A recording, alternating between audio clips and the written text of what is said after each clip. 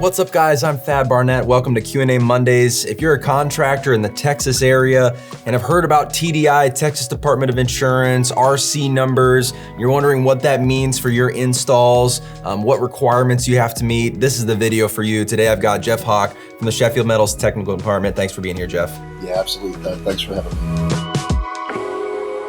So if I'm a contractor in Texas, whether it be residential or commercial, and I hear someone talking about TDI, or I see a project that has a Texas Department of Insurance spec, what does that mean for me? So if a project has a TDI requirement, it means the product that you're using has to meet an evaluation criteria per the Texas Department of Insurance. Depending on what type of product it is, depends on what different criteria it might have to meet. But long and short of it is that it has to be an approved product that they're willing to accept and that they have independently reviewed that meets the criteria that they have to use in their program. Okay, so I hear the word insurance in the TDI acronym. So what are the requirements? Is it just everywhere in Texas? Is it for certain projects? Tell me about that. There are 14 counties in Texas where your homeowner's policy isn't going to cover wind damage, right? So Texas Department of Insurance stepped up, created a criteria to be able to offer through their TWIA, Texas Windstorm Insurance Association, to be able to offer a supplemental insurance for wind damage in these counties, provided they have an evaluated product that meets their criteria. So it's an add-on to your homeowner's policy. It's not a requirement. You don't have to have it to put your roof on, but they've designated these areas, high catastrophe areas, high wind areas. If you want that insurance, which is probably a good idea to have, it's something that you're going to want to do some looking into before you just go and put a roof on. Okay, so it's not just contractors that need to be aware, it's especially property owners. Absolutely. I mean, listen, homeowners are getting more educated. They understand more about the areas that they're moving to. I think in general, if you're doing any type of construction with the hurricanes and different events that we've had happening, whether it's wind, fire, whatever the case may be, I think people are getting a lot more up to speed on different things that could pose threats to their property. Yeah, for sure. So when we're talking about TDI approvals, there's a list of products that they have established criteria for. Is that right? There is an established criteria, and there's products that they've already evaluated. Yes. So Sheffield Metals, companies like Sheffield Metals, we can submit to TDI. It's a free service that they provide. They don't charge anything for it, which is very awesome. And they'll review your product. They'll determine whether or not the criteria that you submitted meets their requirements. And then you will get an evaluation. And they review that evaluation periodically every 3 to 4 years to make sure nothing's changed. Okay, so if I'm a homeowner, property owner, contractor who's assisting a homeowner with their product choice, I can actually go to that list and find existing products to choose from that have that criteria that I need to meet in order to get the insurance. Absolutely. You can go to their website. You can see all the different products they have approved, whether it's roofing, skylights, shutters, garage doors, things like that. Anything that could be impacted by high wind or flying debris event. Yeah. Okay, so let's get specific here and talk about standing seam metal roofing from a supplier like Sheffield Metals who has TDI approvals on certain products. If I'm a contractor, what are some requirements they need to follow in order to get a Sheffield Metals product installed with those requirements? Whenever you're doing anything that has any type of requirement or, certain criteria that you need to meet, you got to start doing that from the beginning. It's not something that you want to go have your roof put on and then be like, oh, by the way, I need to get this certificate of compliance.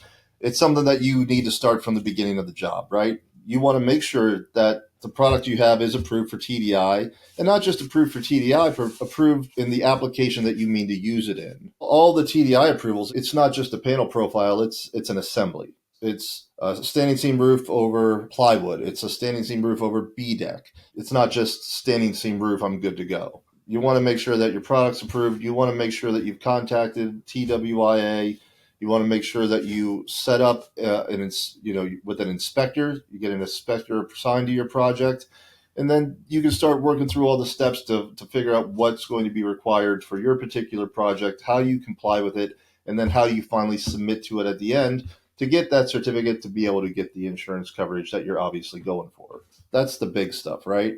Other misconception, I think, is that while it's probably not the route you want to go every time, is that if the product that you want to use, you've fallen in love with something and you can't find a TDI approval for that product in the installation you want to use, you can submit it, and it's basically an on-the-fly approval for your project. It's not saying that that product moving forward is going to keep a TDI approval, but they could approve it for a one-time use on your job if the manufacturer or supplier has all the related documents that they would require to approve it, right?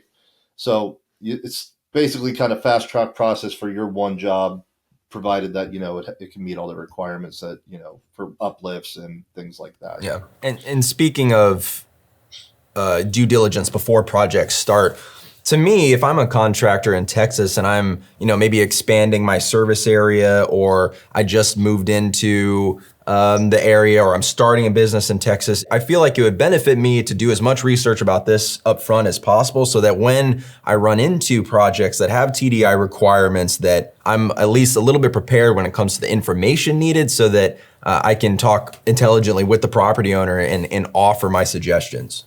Without a doubt. Especially if you're going to be manufacturing your own panels, right? If I was a contractor, that's the area I'm focusing on. I'm probably looking up which suppliers I want to use, the panels that they have approved, and the assemblies they have approved. And that's probably going to help me determine which profiles I buy for my roll former.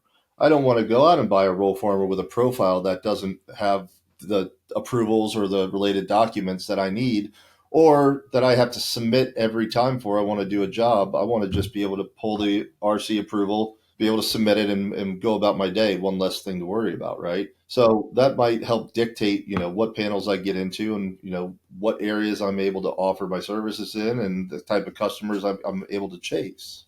How can Sheffield Metals help in this process when it comes to, doing a project with the TDI approval? We have quite a few TDI approvals already on the most popular panels that we offer. We're going to be submitting for additional TDI approvals for the recent testing that we just did. And basically, any time that we have a profile that we test, once we get the reports back, we just go ahead and submit it. So we constantly update our approvals based on the testing that we do. The only hiccup is, while TDI is free to apply for, there's usually a little bit of a longer lead time as far as getting the product approved, because they do review each product internally. So sometimes it can take 3 to 6 months before you get an approval back once it's submitted and accepted. With that being said, it's good to know that Sheffield's actively working on updating our offerings as we do more testing. But if you do run across something that we already have the testing for, even if it's submitted and might not necessarily be approved yet, there is a path before your customer buys or starts a project to where you could possibly get it approved to use on that project, in the meantime, while the approvals are waiting to come back. Okay. And we did talk about one thing that I want to go back to real quick before we wrap up here is this is a location-based program. So we're talking about Texas, but you also mentioned a set of counties with hurricane or catastrophic wind event type zone requirements. Can you talk to me again a little bit about that and what that entails? Yeah, so there's 14 counties that TWIA, Texas Windstorm Insurance Association, designated as high catastrophic areas. And there's some areas outside of those counties, but they don't encompass the whole counties. You can find the accurate information on their website. It's usually coastal areas, and that's where you're going to see the higher wind zones, right? Those are the areas where it's going to be prevalent. Another thing is that even if it's outside of those 14 counties, if I'm an installation contractor or manufacturer and I have these product evaluations for TDI that I'm able to offer, I would use that as a selling tool for other areas, even if it's outside of one of those 14 counties, right? Because it's just more reinforcement that what I'm giving you is going to be a product that performs, and there has been third-party evaluators that have checked it, and you don't have to take my word for it that it's a great product. Here's Texas's word. Again, when it comes to standing seam metal roofing, we talk about engineering all the time, and it's not just the panel profile that's part of the engineered assembly. There's other stuff involved. Is that the same when it comes to product approvals for Texas Department of Insurance? Absolutely. That's literally what they are approving, right? They're taking our test reports and they're approving it based on the criteria of how it was tested. So when you're using these product evaluations, the assembly has to be the same. If it was tested over plywood, you're installing it over plywood. Your clip spacing has to be the same. The type of clip that was used in testing has to be the same. The fastener type has to be the same. And more than likely, they're going to require you to install it per the manufacturer's recommended installation details, right? Because it's the manufacturer's system. So all of that is going to encompass the installation and the methodology that you're going to use when installing this roof if it has a TDI approval on it. Okay, so that makes a lot of sense. So when you're on the Sheffield Metals website, or a manufacturer's website, download the TDI approval, download the test reports, and download the installation manuals so that you can follow along if you don't already. That way you can stay compliant and make sure that your product is approved on whatever building you're installing that roof on. The only other thing I would say is, if I'm a homeowner and I'm going out to a contractor, it's good information for me to know that about the testing, the required installation details and things like that, because if it differs from what they quote, I can get an accurate quote for installation. Yeah.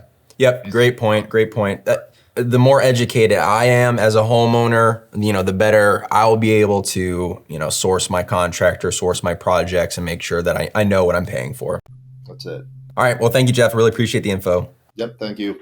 And thank you for watching. Comment down below if you have any questions. Subscribe here to the Metal Roofing channel. As always, I'm Thad Barnette. We'll catch you next time.